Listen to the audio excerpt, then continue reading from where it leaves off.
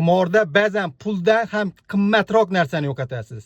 Nafaqat pul yutkazasiz, balki kelajagingizni yo'qotib yuborasiz. Assalomu alaykum aziz do'stlar. Sizlar bilan bundan 8 oy oldin bitta vrachni hayotini men gapirib berib o'tgan edim. Pastda shu videoni ko'rishingiz mumkin. U inson vaqtida $200,000 shaxsiy pulini yutkazgan va $35,000 qarz qilib O'zbekistonni tark qilgan edi.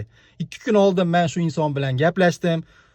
Ong ostini tozalab, fikrlarini bir joyga qo'yib, to'g'ri qaror qabul qilib qimordan chiqqan va o'zini sevimli kasbi insonlarni tuzatish, davolash kasbini yo'lga qo'ygan. Demak, qimordan chiqsa bo'ladi, to'g'ri yo'lni tanlasa bo'ladi, hayotingizni qutqarsangiz bo'ladi. Kommentariyalarda fikrlaringizni yozib qoldiring. Siz qanday vaziyatdasiz, qanaqa etapdasiz, qarzdorligingiz qanaqa?